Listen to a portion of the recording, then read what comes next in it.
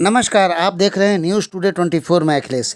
30 मई हिंदी पत्रकारिता दिवस का कार्यक्रम गाजीपुर के जिला पंचायत सभागार में गाजीपुर पत्रकार एसोसिएशन के तत्वावधान में मनाया गया।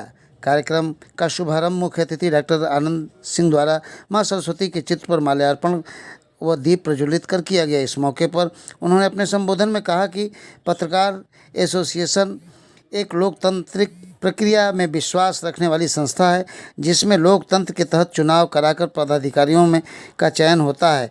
ऐसे में पत्रकारिता लंबे समय तक कायम रहेगी और पत्रकारों की समस्याओं का समाधान भी होगा। वहीं डॉक्टर आनंद सिंह ने कहा कि आज के परिवेश में पत्रकारिता बहुत महत्वपूर्ण हो गई है।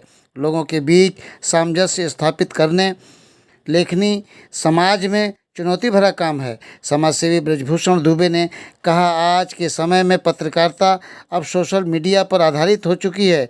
लोग अखबारों की खबरों को कम मोबाइल, सोशल मीडिया तथा यूट्यूब के जरिए समाचार जहां रहते हैं वहीं देख लेते हैं। अब टीवी चैनलों के लोगों को आर्थिक संकट से जूझना पड़ रहा है, इसलिए पत्रकारों को आर्थिक तरीके से मजबूत होकर काम करने की ज़रूरत है। जिला पूर्ति अधिकारी व साहित्य के क्षेत्र से जुड़े कुमार निर्मलेंद्र जी ने बृहद तरीके से पत्रकारिता की व्याख्या की। भड़ास मीडिया के यशवंत सिंह ने भी पत्रकारिता दिवस पर देश के पीएम सीएम को भी दिया संदेश। वहीं डॉक्टर डीपी सिंह ने भी अपने संबोधन में गीतों के जरिए लोगों को खूब हंसाया। सुने लोगों ने क्या कहा। ऐसा सोचा नहीं जा सकता, इसलिए संज्ञा शक्ति कलयुग है। और ये अधिकार जो आज तक को अधिकार है, जो एनडीटीवी को अधिकार है, जो एबीपी को अधिकार है, जो बड़े बड़े ऐसे चैनलों को अधिकार है, वही अधिकार हमारे अधनाशा पत्रकार को भी है। क्योंकि भारत के संविधान के अनुच्छेद 19(1) में वाक और अभिव्यक्ति की आजादी का जो अधिकार है, वही सुअर चराने वाले को है और वही बकरी चराने वाले को भी है। हम ललकारेंगे, रोकेगा कौन? किसकी मजाल है जो रोकेगा? डीएम रोकेगा, डीएम को पलट करके बता देंगे कि ये अपनी औकात में नहीं है। ऐसा किया जाता है जगह जगह। हम तो कई जगह ऐसे मालिक हम लोग हैं, या कोई हम नौकर तो नहीं है। Public is state in democracy. लेकिन लोकतंत्र की जो हमारी सीमाएं हैं, उन सीमाओं को हम नहीं तोड़ेंगे। हम गाली गलौज नहीं करेंगे, हम अभद्र भाषा का प्रयोग नहीं करेंगे। लेकिन जनतांत्रिक सीमाएं जहां तक जाती है वहां तक हम जाएंगे, डट करके जाएंगे। जिस तरह से सेना का जवान हम खाली 1-2 बाल कटवा करके और ऐसे जूता पहन के जाता है, वहां तक तैयारी करनी पड़ेगी। क्योंकि आप एक प्रतियोगी छात्र की तरह हैं। डॉक्टर साहब, जिस तरह से होम्योपैथ के क्षेत्र में नई नई दवाओं का आविष्कार, और होम्योपैथ के क्षेत्र में बड़ी सारी चीजें हैं। अगर होम्योपैथ का सहारा लिया जाए तो जेल में जो कैदी हैं उनकी संख्या कम हो जाएगी, क्योंकि उनके मन के भीतर के अपराध को हम जेल में डाल करके खत्म नहीं कर सकते। होम्योपैथ की तमाम दवाएं हैं इस तरह से। 5 साल का बच्चा है, किसी के आंख में उंगली कर देगा, अपराध उसके भीतर बचपन से ही अपराध है। तो यह सब भी जानना पड़ेगा। एक प्रतियोगी छात्र की तरह जिस तरह से 10x10 की कोठरी में जाकर के मुखर्जी नगर तैयारी करता है बच्चा, उस तरह से तैयारी आप सबको भी करना पड़ेगा। 1885 को हिंदुस्तान का पहला अंक निकला, वो दैनिक अखबार के रूप में। और इसी अखबार में 2 साल बाद मदन मोहन मालवीय जी को उसका प्रधान संपादक बनाया गया।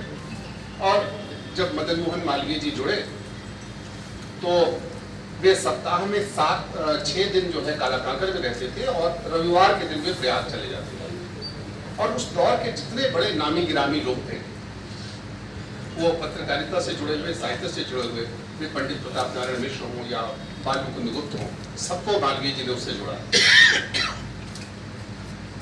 और एक खास बात की ओर मैं आपका ध्यान दिलाना चाहूंगा कि जो अखबारों में लोग लिखते थे शुरू में, वो शुरू से ही रहा है, जिसकी ओर ब्रजभूषण जी संकेत कर रहे थे ना कि आखिर मिलता क्या है। तो मिलता कुछ भी नहीं था पहले। वो घर फूंक कर हवन करने की स्थिति थी। पंडित मदन मोहन मालवीय पहले व्यक्ति थे जिन्होंने हिंदुस्तान अखबार में, जो अखबार में लिखने वाले लोग हैं, उनके मानदेय का सवाल उठाया। और उसके बाद ही जो पत्रकार हैं उनको मानदेय देने की परंपरा शुरू हुई। ये 1887 की बात की।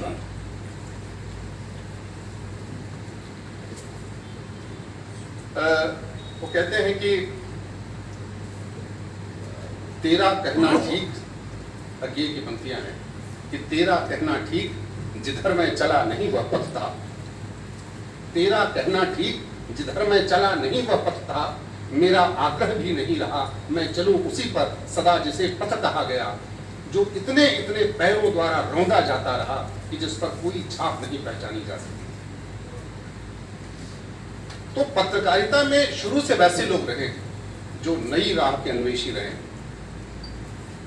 नहीं अपना रास्ता स्वयं बनाते रहे। मैं आपको बताऊं कि शुरू में जब अखबार छपते थे तो, और ये स्थिति क्यों हुई इसका उसके कारण का विश्लेषण करने की आवश्यकता है कि शुरू में जब अखबार छपते थे तो बहुत ही अनगढ़ उसकी टाइप होती थी, पंक्तियां बिखरी बिखरी होती थी, उसका जो उसकी सेटिंग अच्छी नहीं होती थी, उसका रूप अनाकर्षक होता था। तो 1925 में वृंदावन में पत्रकारों का एक बहुत बड़ा सम्मेलन हुआ और उस जमाने में उसकी अध्यक्षता की थी बाबूराव विष्णु पराड़कर ने, जो आज यहाँ काशी से निकलता था उसके संपादक थे। उनको आप जानते हैं कि हम हिंदी पत्रकारिता का भीष्म पितामह उनको मानते हैं। तो पराड़कर जी की बात पर गौर करिएगा, उन्होंने उसमें अपना वक्तव्य देते हुए कहा था कि मैं देख रहा हूं जो बड़े लोग होते हैं वे दृष्टा होते हैं, वो आगे का जो भविष्य है वो देखते हैं। तो उन्होंने कहा था कि भविष्य में पत्र सर्वांग सुंदर होंगे। अभी जो आप अनगढ़ अखबार या दैनिक समाचार पत्र या साप्ताहिक पत्र या मासिक पत्र देख रहे हैं तो ऐसा अनगढ़ नहीं होगा। पत्र सर्वांग सुंदर होंगे, उसका सभी अंग सुंदर होगा, वो सुंदर सुंदर आकर्षक चित्रों से सजे होंगे, सब कुछ होगा, लेकिन पत्र प्राणहीन। सूरों पर जो आज के नकल आना जरूरी है, जो जिंदा हो तो फिर जिंदा नजर आना जरूरी है। और ये स्थिति इसलिए उम्रों की खुदमुख्तारियों को कौन समझाए, कहां से बच के जाना है, शबीनी पूरी को जनता और चलाने के लिए हमारे परिंदे जब के लिए लौटे सलीकामंद शासकों का बहुत से लोग वो चाहे लक्ष्मी नारायण फ्लेक्सिबल होना चाहिए। बाबूराव विष्णु पराड़कर सबने जो संघर्षों से जो है अपनी जो